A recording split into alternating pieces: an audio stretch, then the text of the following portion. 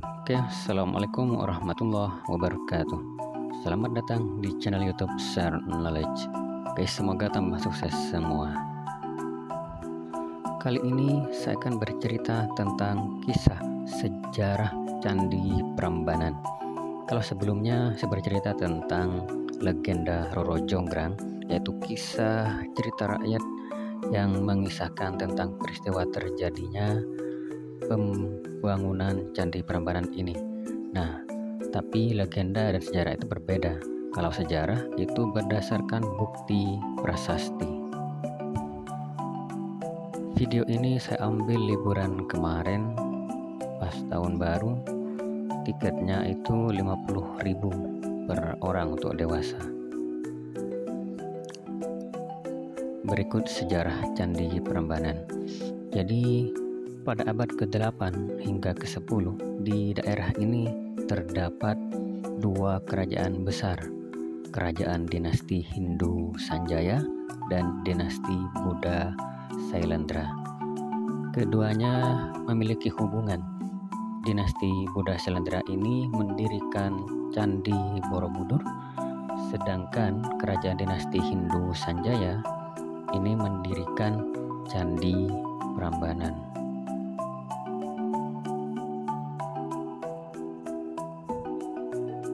Raja yang mendirikan Candi Prambanan ini merupakan menantu dari pendiri Candi Borobudur. Pendiri Candi Borobudur bernama Samaratungga. Beliau raja kerajaan Medang atau Mataram kuno dari Wangsa Sailendra. Beliau memerintah tahun 792 hingga 835. Nah, beliau ini memiliki dua anak. Yang pertama anak laki-laki bernama Bala Putra Dewa dan memiliki adik perempuan bernama Pramodawardhani atau Maharatu Pramodawardhani. Beliau juga dikenal sebagai Sri Kahulunan atau Sri Sanjiwana. Nah, beliau ini menikah dengan Raja Rakai Pikatan dari dinasti Hindu Sanjaya, yaitu pendiri Candi Prambanan ini. Nah, kemudian beliau berdua ini setelah menikah mendirikan kompleks Candi Pelausan yang merupakan perpaduan antara Hindu dan Buddha. Jadi di daerah ini terdapat 4 kompleks candi. 1 candi Hindu yaitu Candi Prambanan ini, 3 lainnya itu candi Buddha yaitu Candi Lumbung, Candi Bubrah, dan Candi Sewu. 2 kerajaan besar ini pindah pada tahun 1006 diakibatkan peristiwa letusan Gunung Merapi dan gempa bumi. Ada juga yang mengatakan karena perang. Nah, dinasti ini pun berpindah. Yang Buddha itu pindah ke Sumatera bergabung dengan kerajaan Sriwijaya, sedangkan yang Hindu pindahnya ke Jawa Timur dibawa oleh Empu Sendok. Empu Sendok ini gelarnya panjang, yaitu Sri Maharaja Rakehino Dyah Sindok Sri Isana Wikrama Darmo Tungga Dewa Wijaya. Di Jawa Timur kemudian berganti wangsa, namanya dinasti Wangsa Isyana. Nah, setelah itu mendirikan kerajaan-kerajaan Hindu lagi di sana. Terakhir yaitu kerajaan Hindu Majapahit. Jadi berikut lebih detail tentang proses sejarah pembangunan Candi Prambanan ini, yaitu mulai pada abad 9 ya. Jadi didirikan oleh Sri Maharaja Rakai Pikatan sekitar tahun 850 Masehi, itu awal mulai dibangun. Jadi Candi Prambanan ini menjadi saingan ya Candi Borobudur, Candi Sewu. Kemudian disempurnakan oleh Raja Lokapala atau Sri Maharaja Rakai Kayuwangi Dyah Lokapala Sri Sayawasana Sri Sayawasano Tungga Dewa Beliau merupakan raja ketujuh Kerajaan Medang periode Jawa Tengah. Beliau memerintah tahun 856 hingga 880-an. Nah, pembangunan candi juga disempurnakan oleh Sri Maharaja Rakai Watukura Diyah Balitung Sri Darmodaya Mahasambung. Beliau juga raja di Kerajaan Medang Jawa Tengah atau Mataram kuno ya, periode tahun 898 hingga pertengahan tahun 910. Wilayah kekuasaannya katanya mencakup Jawa Tengah, Jawa Timur, bahkan Bali. Penyempurnaan pembangunan candi ini terus berlanjut oleh raja-raja Medang atau Raja Mataram kuno. Lanjut ada juga Raja Daksa atau Empu Daksa. Jadi beliau adalah raja kerajaan Medang periode Jawa Tengah juga, sekitar tahun 913 hingga 919. Beliau memiliki gelar Sri Maharaja Daksotama Bahubajra Pratipaksaksaya Uttungga Wijaya. Juga disempurnakan oleh Raja Tulodong atau Sri Maharaja Rakai Layang Diyah Tulodong Sri Sajjana Sanmatanuraga Uttungga Dewa atau disingkat Diyah Tulodong atau Telodong. Beliau raja Kerajaan Medang periode Jawa Tengah juga atau Kerajaan Mataram kuno. Beliau memerintah sekitar tahun 919 hingga 924. Saat pembangunan candi utama, Candi Siwagra atau Rumah Siwa, di area ini juga dibuat pengalihan Sungai Opak karena diduga saat itu aliran Sungai Opak sebelumnya itu membahayakan Candi Prambanan. Akhirnya diubahlah alirannya. Nah, dan bekas aliran sebelumnya itu dibangun juga di sana Candi Wali atau Candi Pendamping. Kemudian sekitar tahun 930 Masehi, nah di tahun inilah kerajaan ini pindah ke Jawa Timur yang dibawa oleh Maharaja Empu Sendok tadi. Nah, ketika itu setelah pindah ke Jawa Timur,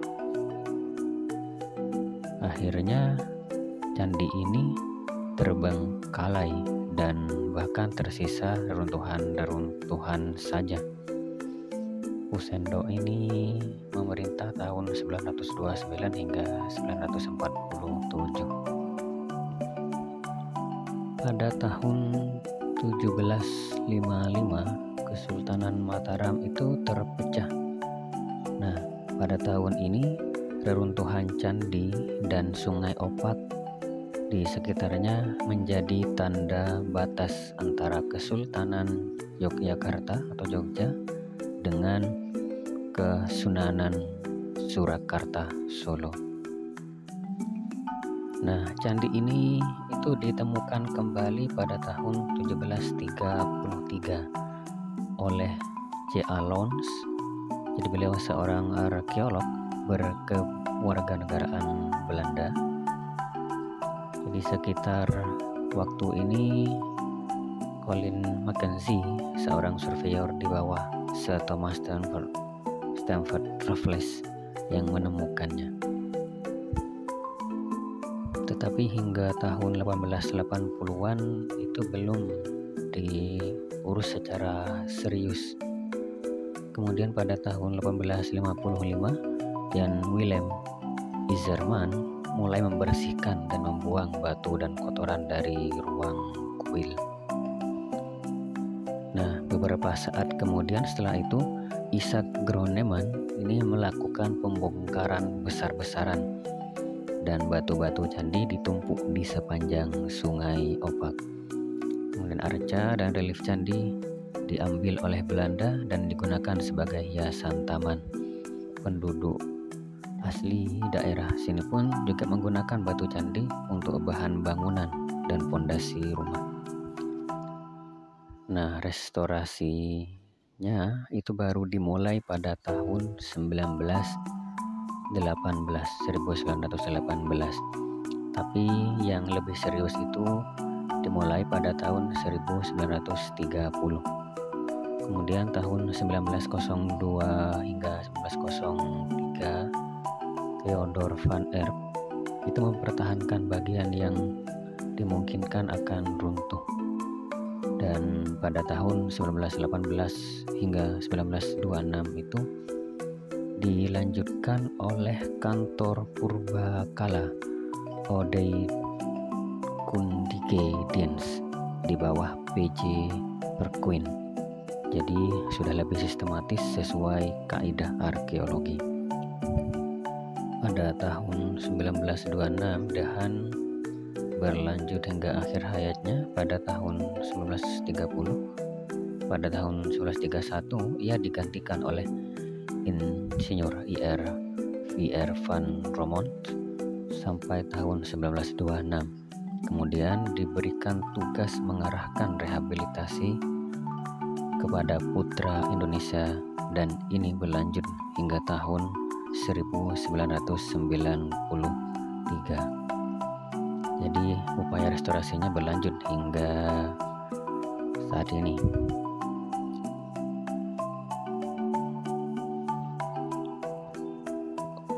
Pemugaran Candi Siwa, yaitu Candi Utama, kompleks Candi Utama kompleks, selesai tahun 1953 dan diresmikan oleh Presiden Soekarno, presiden pertama Indonesia. Sekarang candi ini sudah termasuk dalam situs warisan dunia UNESCO.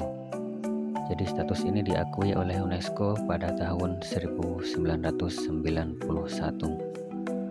Kemudian terjadi pemugaran lagi ya hingga saat ini itu juga karena gempa Yogyakarta tahun 2006. Bahkan ada yang sampai pucuknya terjatuh. Nama Candi Prambanan itu kalau berdasarkan prasasti Siwagra, kompleks ini bernama asli Siwagra atau rumah Siwa. Jadi di sana ada arca Siwa setinggi 3 meter. Ada juga yang mengatakan Prambanan karena berasal dari dua kata, para dan Brahmana. Para itu banyak, Brahmana pendeta. Jadi memang di abad tersebut banyak sekali pendeta di daerah ini. Ada juga yang mengatakan Mban, artinya memikul atau melaksanakan tugas, merujuk pada tugas dewa-dewa Hindu ya. Ada juga yang mengatakan 5 gunung dalam bahasa Khmer atau bahasa Kamboja. Ini asal nama Prambanan, Pram 5 Banan gunung. Ini merujuk pada 5 puncak gunung Himalaya di India. Ya, itu seputar nama Prambanan atau Candi Prambanan para pendeta ya. Jadi di kompleks Candi Prambanan ini ada 4 arah penjuru mata angin. Candi utama menghadap ke timur. Kompleks candi sendiri terdiri dari 3 candi Trimurti, ini dewa utama, yaitu Candi Siwa, Wisnu, dan Brahma. 3 candi wahana, yaitu Candi Nandi, Candi Garuda, dan Candi Angsa. 2 candi apit di antara candi-candi Trimurti dan wahana di utara dan sekatan. 4 candi kelir di 4 mata angin, tempat di belakang pintu masuk zona inti. 4 candi patok di 4 sudut zona inti dan 224 candi perwara. Candi Prambanan ini memang didedikasikan untuk 3 dewa utama ya, atau Trimurti, yaitu Dewa Brahma, Dewa Pencipta, Dewa Wisnu, Dewa Pelindung, dan Dewa Siwa, Dewa Perusak. Jadi candi ini juga berfungsi sebagai tempat pagelaran upacara-upacara penting Kerajaan Mataram.